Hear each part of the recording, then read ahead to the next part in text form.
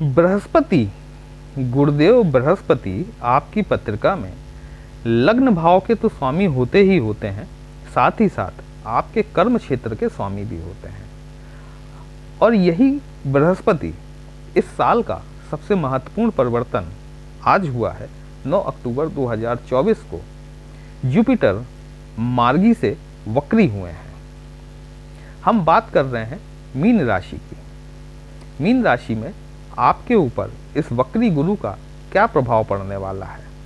नमस्कार दोस्तों, कैसे हैं आप सभी। मैं आपका ज्योतिष मित्र श्लोक वर्मा आपके अपने चैनल श्री हनुमंत कृपा में आपका हार्दिक स्वागत करता हूं, अभिनंदन करता हूं। साथ ही अपने बड़े भैया श्री हनुमान जी से निवेदन करता हूं कि वे अपने हनुमत कृपा परिवार के सभी सदस्यों को, नए जुड़ने वाले सभी सदस्यों को सुख समृद्धि प्रदान करें, उन्हें उनके कार्यों में आशातीत सफलता प्रदान करें। दोस्तों, जैसा मैंने आपसे स्टार्टिंग में कहा कि गुरुदेव बृहस्पति आपकी पत्रिका में लग्न भाव के और साथ ही साथ कर्म क्षेत्र के स्वामी होते हैं और ये आज 9 अक्टूबर 2024 को वक्री हुए हैं और 5 फरवरी 2025 तक ये वक्री रहने वाले हैं। देखिए, गुरुदेव बृहस्पति ने रोहिणी से मृगशिरा नक्षत्र में प्रवेश किया था और जब ये वक्री हुए हैं तो अपनी वक्र गति से चलते हुए ये मृगशिरा, जो कि मंगल का नक्षत्र है, और मृगशिरा के उपरांत रोहिणी में जाएंगे, जो कि चंद्रमा का नक्षत्र है। मंगल आपकी पत्रिका में आपके द्वितीय भाव अर्थात धन स्थान के स्वामी होते हैं, साथ ही साथ आपके भाग्य भाव के भी स्वामी होते हैं। वहीं चंद्रदेव जो हैं वो आपकी पत्रिका में पंचम भाव के स्वामी होते हैं। मतलब पंचम भाव अर्थात आपका संतान, आपकी एजुकेशन, आपके लव रिलेशंस, आपका शेयर मार्केट, स्टॉक बाजार, सट्टा मार्केट, इन सभी से रिलेटेड भाव।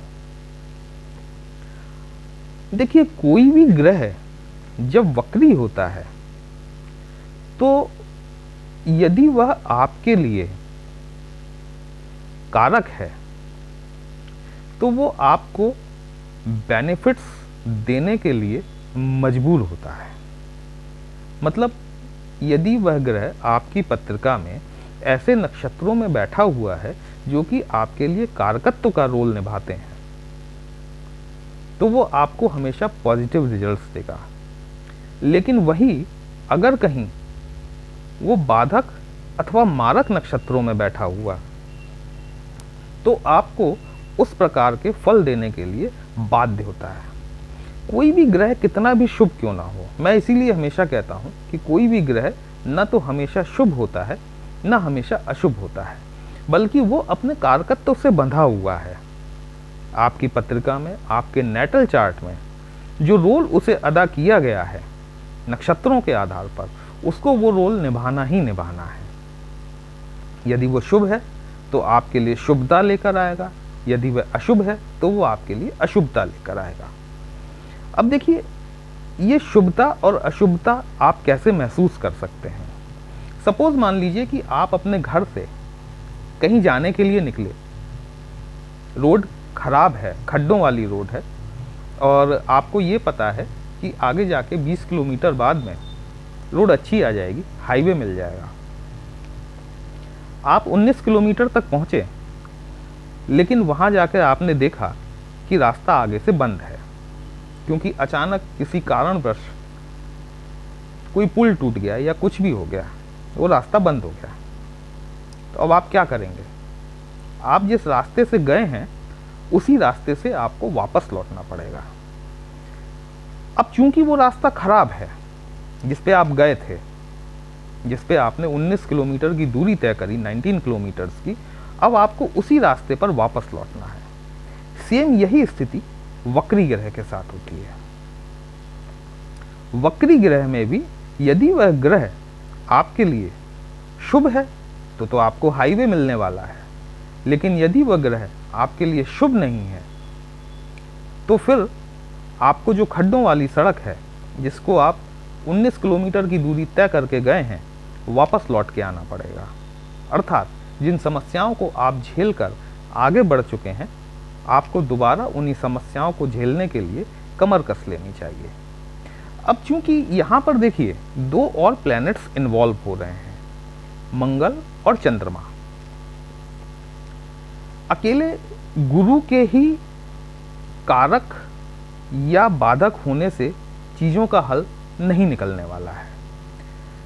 आपको आपके मंगल और चंद्रमा की स्थिति भी देखनी चाहिए, क्योंकि यदि मान लीजिए कि गुरु आपके लिए कारक भी हुए लेकिन मंगल आपके लिए बाधक अथवा मारक हुआ, तो चूंकि वह मंगल के नक्षत्र में, मृगशिरा नक्षत्र में ही रिवर्स हो रहे हैं, रेट्रो हो रहे हैं, तो परिणाम अच्छे नहीं आएंगे। वहीं जब वो मृगशिरा के बाद में रोहिणी में पहुंचेंगे और मान लीजिए कि चंद्रमा आपके लिए प्रॉब्लमेटिक हुआ, मैलेफिक हुआ, तो वो समस्या आपको वहीं रहने वाली है।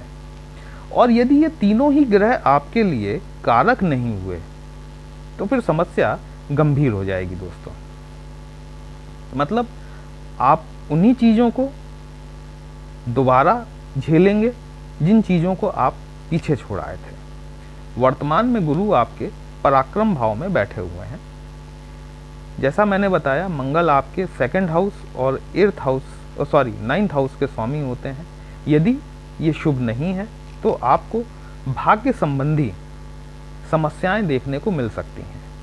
मतलब एक चीज़ होती है जिसमें कोई भी ये नहीं कह सकता कि वह पूरी तरह से कर्म पर डिपेंड है, कोई भी यह नहीं कह सकता कि वह पूरी तरीके से भाग्य पर डिपेंड है। दोनों का कहीं ना कहीं कुछ ना कुछ रेशियो हमेशा फिक्स रहता है। कोई ऐसा भी आदमी होता है जो कि 20% काम करता है और 80% उसका भाग्य काम करता है।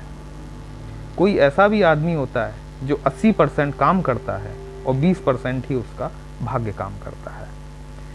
तो चूंकि मंगल आपके धन भाव और साथ ही भाग्य भाव के सहयोगी हैं, भाग्य भाव को प्रदर्शित करते हैं, और यदि मंगल आपके लिए शुभ नहीं है और गुरु भी आपके लिए शुभ नहीं है, तो यहाँ पर ये रिजल्ट्स आपको देखने को मिलेंगे कि आपको भाग्य संबंधी रुकावटों का सामना करना पड़ेगा। साथ ही साथ धन के क्षेत्र में भी आपको रुकावटें आती हुई महसूस होंगी। वहीं आपको संतान की तरफ से भी कष्ट देखने को मिल सकते हैं। संतान की एजुकेशन में आपको प्रॉब्लम आती हुई दिखाई देगी। यदि आप किसी रिलेशन में हैं तो वहाँ रिलेशन में आपको संबंधों में खटास महसूस होगी। स्टॉक मार्केट, शेयर बाजार, सट्टा बाजार इत्यादि में आपको सोच समझकर इन्वेस्टमेंट करना चाहिए, क्योंकि ये गुरु का वक्री का दौर जो है ये न सिर्फ आप पे बल्कि संपूर्ण विश्व पटल पर एक बहुत बड़ा रिजल्ट्स देने वाला साबित होगा। अब आप उपाय क्या कर सकते हैं? देखिए, सबसे पहले तो आपको विष्णु सहस्त्रनाम का पाठ करना चाहिए। यदि गुरु आपकी पत्रिका में बाधक अथवा मारक हैं तो आपको गाय को पीले पके हुए केले खिलाने चाहिए।